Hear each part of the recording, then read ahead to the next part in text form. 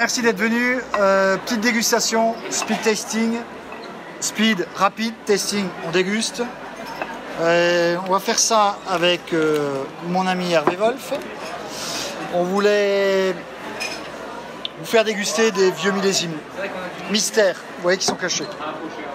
Alors, pourquoi vieux millésimes? Parce que la plupart du temps, les gens pensent que les vins d'Alsace ne peuvent pas évoluer. Dans l'imaginaire des gens, les vins d'Alsace doivent être dégustés assez rapidement. Alors que l'on a vraiment un potentiel d'évolution. Jean-Baptiste, c'est pas toi qui vas dire le contraire. Sauf qu'aujourd'hui, on a des millésimes, enfin des vins relativement anciens.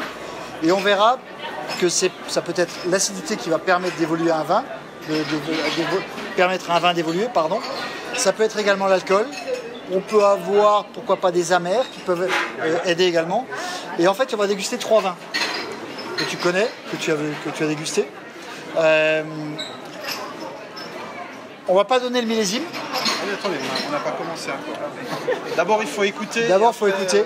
Et après, vous avez le droit de goûter. Et alors, c'est la seule condition. Après, c'est gratuit. Le premier vin qu'on va déguster, je vais pas vous donner le millésime. Je vais juste vous donner, et vous regardez pas sur vos smartphones, quelques indications. Alors, cette année-là, le Pays de Galles a gagné le Grand Chelem. Ah. On a commencé les vendanges le 24 septembre. Okay. Non, je sais pas, c'est une connerie. Personne vérifiera. Là, ça t'aurait bouché un coin, hein, quand même. Non, on a commencé le 16 septembre. Ah, bah tu vois. Pour le crément et 19 septembre pour les Alsace. Ouais, mais où? Dans le sud de l'Alsace ou dans le nord de l'Alsace? Quand tu vas pas commencer avec Orin-Barin non plus, s'il te plaît. L'autre indication, c'est qu'un célèbre film Pulp Fiction a eu la Palme d'Or à Cannes, Quentin Tarantino. Ça vous a toujours pas. Ouais. Par contre, dernière chose, cette année-là, Mitterrand et la Reine-Mère ont inauguré le tunnel sous la Manche.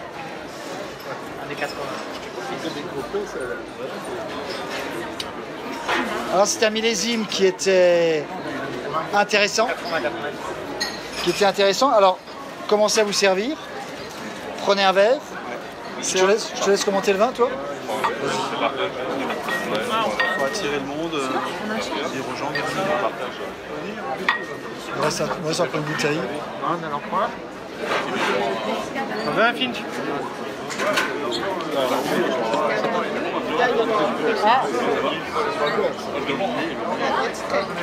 Approchez, messieurs, dames, venez. Approchez, servez-vous.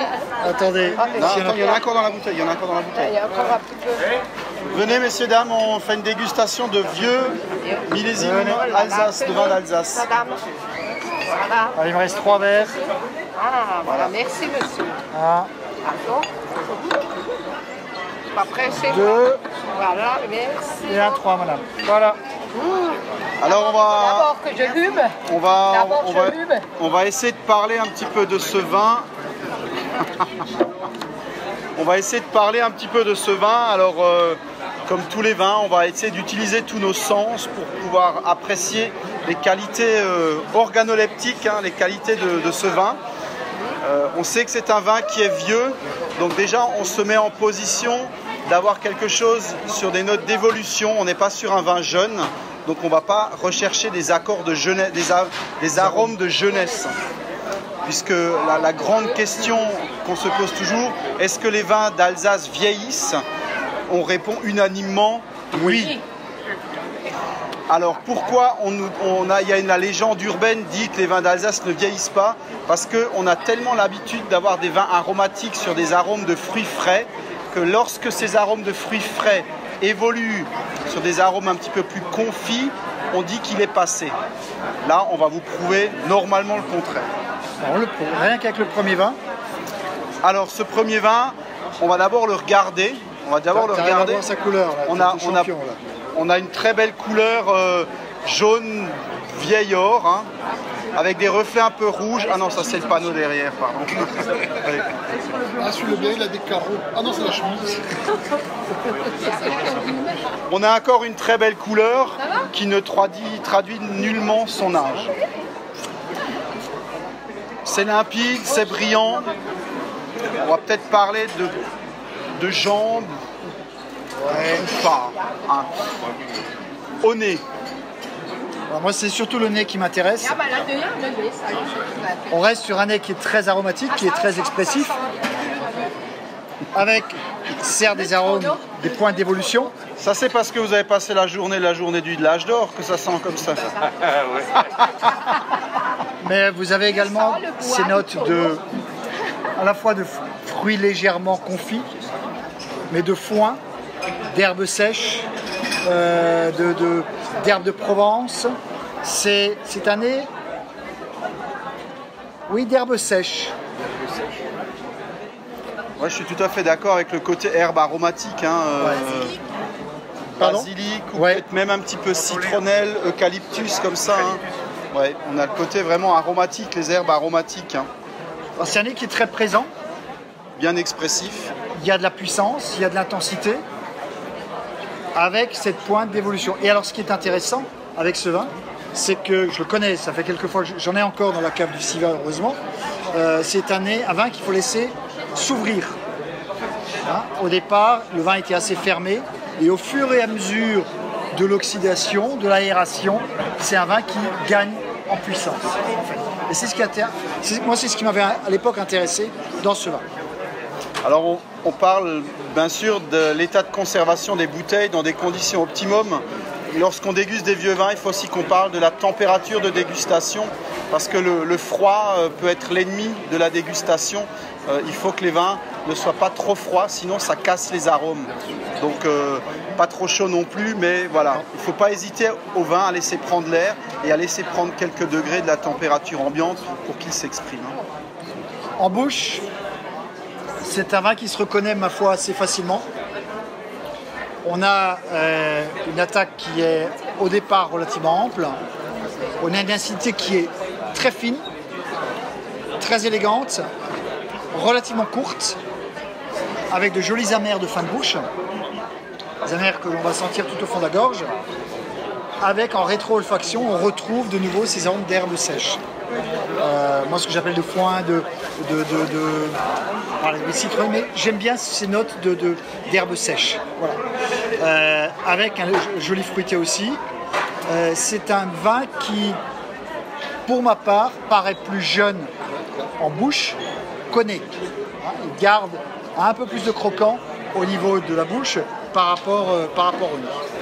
Alors effectivement, l'attaque est vraiment fraîche, on est sur la vivacité, on est vraiment sur presque de la jeunesse encore. Hein, alors c'est assez impressionnant. Hein, et on a effectivement l'équilibre qui est Et puis, très belle acidité. Tu as les amers aussi qui durent. Tu as l'acidité et puis après, paf, ça... Il a beaucoup de choses à raconter. Voilà. Ouais. Il en a sur la pédale, mais c'est un vin qui revient, qui vient tout doucement, mais voilà, qui est là. Voilà, il a une présence en bouche. Alors, au niveau du cépage, muscat. Un muscat. Qui est-ce qui est pour le muscat? Muscat. Annelise, vous êtes sur quel cépage? J'ai un peu de mal. Ouais. On est sur un muscat. C'est un muscat. On est sur un muscat. Non. On est même sur un muscat grand cru, Altenberg de Bergbitten, donc grand cru qui est situé dans le nord de l'Alsace. Et c'est un millésime. Vous avez une idée du millésime alors? Ouais. 85. Bravo. 94. Putain, non mais là, le duo... 94. Vous devriez vous rencontrer, vous devriez vous parler tous les deux, vous avez peut-être des choses en commun.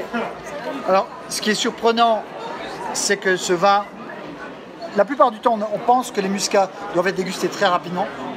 Là, on a la preuve qu'on a un potentiel d'évolution, un vin qui est fermé et qui revient par la suite. Au niveau accord mets et vin, tu ferais quoi? Là, on est quand même sur une attaque vraiment très fraîche, cette vivacité. On est sur un vieux vin, il y a ce côté herbacé, ce côté végétal, d'herbe aromatique. Moi, je n'irais pas dans des choses trop compliquées. On n'est pas sur un vin complexe, hein, mais je verrais bien un fromage blanc frais avec des herbes fraîches, un chèvre frais, un petit peu avec des herbes, peut-être un petit jambon, un jambon corse. J'irais bien en Corse avec ce vin, même si c'est pas la même région, mais... Tu m'apportes le fromage et le jambon, j'apporte le vin la prochaine fois, d'accord? Non mais voilà, je pense qu'il appelle la fraîcheur, il appelle les herbes et voilà. Ce serait mon idée d'accord mes vins.